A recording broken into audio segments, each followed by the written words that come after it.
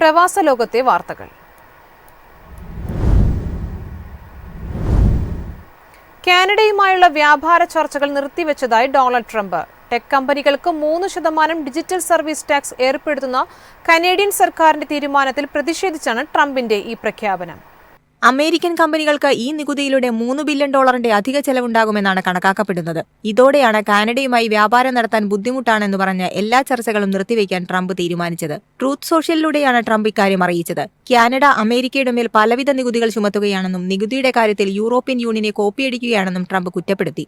കാനഡയിൽ നിന്ന് ഇറക്കുമതി ചെയ്യുന്ന ഉൽപ്പന്നങ്ങൾക്ക് പുതിയ താരിഫ് പ്രഖ്യാപിക്കുമെന്നും ട്രംപ് പറഞ്ഞു. ട്രംപിന്റെ ഈ പുതിയ വ്യാപാര യുദ്ധത്തോടെ കാനഡയും പ്രതികരിച്ചിട്ടുണ്ട്. അമേരിക്കയുമായി എല്ലാ ചർച്ചകളും നടത്തുമെന്നും കനേഡിയൻ ജനതയുടെ താൽപര്യങ്ങൾ സംരക്ഷിക്കുമെന്നും കനേഡിയൻ പ്രധാനമന്ത്രി മാർക്ക് കാർണി പറഞ്ഞു. ജൂൺ 2024 മുതൽക്കാണ് കാനഡയിൽ ഡിജിറ്റൽ സർവീസസ് ടാക്സ് നിലവിൽ വന്നത്.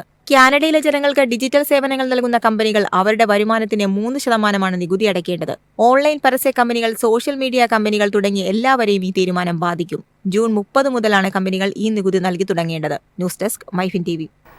UAE-യിലെ എമിറേറ്റ്സ് NBD ബാങ്കിന്റെ ഡയറക്ട് റെമിറ്റ് സേവനങ്ങൾക്ക് ഫീസ് ഏർപ്പെടുത്തുന്നു. ഇന്ത്യ ഉൾപ്പെടെ സൗജന്യമായി പണം അയച്ചിരുന്ന രാജ്യങ്ങൾക്കാണ് ഇത് ബാധകമാണ്. ഈ മാറ്റം മലയാളികൾ ഉൾപ്പെടെയുള്ള പ്രവാസികളെ സാമ്പത്തികമായി ബാധിക്കും. സെപ്റ്റംബർ 1 മുതൽ എമിറേറ്റ്സ് NBD ബാങ്കിന്റെ ഡയറക്ട് റെമിറ്റ് സേവനങ്ങൾക്ക് നിരക്ക് ഈടാക്കും. ബാങ്കിന്റെ ENBD-X മൊബൈൽ ആപ്പ് വഴിയോ ഓൺലൈൻ ബാങ്കിംഗ് പ്ലാറ്റ്ഫോം വഴിയോ നടത്തുന്ന എല്ലാ അന്താരാഷ്ട്ര പണമിടപാടുകൾക്കും 26.25 ദിർഹം നിരക്ക് ഈടാക്കും. നേരത്തെ India, Philippines, Pakistan, Sri Lanka, Egypt, UK തുടങ്ങിയ ചില പ്രധാന രാജ്യങ്ങളിലേക്ക് ഈ സേവനം സൗജന്യമായിരുന്നു. എന്നാൽ ഇനി ഇത് പ്രാബല്യത്തിൽ വരുന്നത് മുതൽ നിരക്ക് ഈടാക്കാൻ തന്നെയാണ് തീരുമാനം. എമിറേറ്റ്സ് NBD തങ്ങളുടെ ഡയറക്ട് റെമിറ്റ് സേവനങ്ങളെ മറ്റു ബാങ്കുകളിലെ അന്താരാഷ്ട്ര കൈമാറ്റങ്ങളുടെ നിലവിലുള്ള നിരക്കുകളുമായി ഏകീകരിക്കുക എന്നതാണ് ലക്ഷ്യം. UAE-യിൽ നിന്ന് ഇന്ത്യയിലേക്ക് പണം അയക്കുന്നവരിൽ വലിയൊരു വിഭാഗം മലയാളികളാണ്. ഡയറക്ട് റെമിറ്റ് വഴി സൗജന്യമായി പണം അയച്ചിരുന്ന ഇവർക്ക് ഈ മാറ്റം വലിയ സാമ്പത്തിക ബാധ്യതയുണ്ടാക്കും. News desk MyFin TV. കാലാവധി കഴിഞ്ഞ സന്ദർശക വിസക്കാർക്ക് സൗദി അറേബ്യ 30 ദിവസത്തെ ഗ്രേസ് പീരീഡ് അനുവദിച്ചു. മലയാളികൾ ഉൾപ്പെടെയുള്ള പ്രവാസികൾക്ക് ഇത് ആശ്വാസമാക്കും.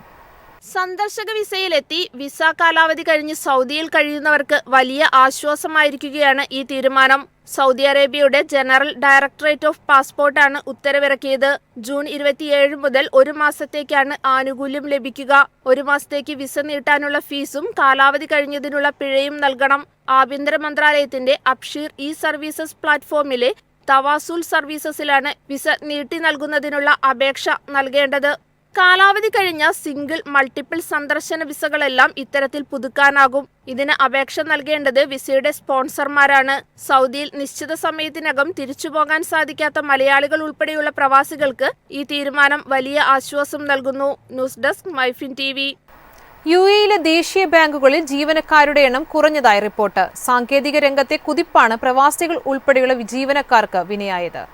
സ്വദേശി നിയമം ശക്തമായതും സാങ്കേതിക വൽക്കരണവും കാരണം രാജ്യത്തെ ബാങ്ക് ജീവനക്കാരുടെ എണ്ണം കുറഞ്ഞതായി സെൻട്രൽ ബാങ്ക് വ്യക്തമാക്കി. 3 മാസത്തിനുള്ളിൽ 676 പേർക്കാണ് ജോലി നഷ്ടപ്പെട്ടത്. ഫെബ്രുവരി അവസാനം വരെ 32,682 പേരാണ് ബാങ്ക് ജീവനക്കാരായി ഉണ്ടായിരുന്നത്. എന്നാൽ മെയ് അവസാനത്തോടെ ഇത് 32,006 കുറഞ്ഞു. സ്വദേശിവൽക്കരണം കടുപ്പിച്ചതോടെ പ്രവാസികളുടെ ജോലി സാധ്യതയും കുറഞ്ഞു. ബാങ്കിംഗ് രംഗം ഡിജിറ്റലാവുകയും സേവനങ്ങൾ സ്മാർട്ടാവുകയും ചെയ്തതോടെ പല ബാങ്ക് ശാഖകളും പൂട്ടേണ്ടി വന്നതും ജീവനക്കാർക്ക് തിരിച്ചടിയായി. News desk MyFin TV. Qatar Airways Iraq, Jordan, Lebanon എന്നിവിടങ്ങളിലേക്കുള്ള സർവീസുകൾ പുനരാരംഭിക്കുന്നു. വ്യോമാതിർത്തി നിയന്ത്രണങ്ങൾ നീക്കിയതിന് പിന്നാലെയാണ് പ്രഖ്യാപനം. ഇറാഖിൽ വ്യോമപാത തുറന്നതിനാൽ ജൂൺ 30 മുതൽ ബാഗ്ദാദ്, ജൂലൈ 1 മുതൽ ഇർബിൽ, ജൂലൈ 2 മുതൽ സുലൈമാനിയ, നജാഫ്, ജൂലൈ 3 മുതൽ ബസ്ര എന്നീ വിമാനത്താവളങ്ങളിലേക്കുള്ള സർവീസുകളാണ് പുനരാരംഭിക്കുന്നത്. ജൂലൈ 1 മുതൽ ലെബനനിലെ ബെയ്റൂട്ട്, റാഫിക് ഹരീരി, ജോർദാനിലെ ക്യൂർ അലിയ അന്താരാഷ്ട്ര വിമാനത്താവളങ്ങളിലേക്കുള്ള സർവീസുകൾ വീണ്ടും ആരംഭിക്കും. എന്നിരുന്നാലും ഇറാനിലേക്കും സിറിയയിലേക്കുമുള്ള വിമാനങ്ങൾ ഇപ്പോഴും താൽക്കാലികമായി നിർത്തിവച്ചിരിക്കുകയാണ്.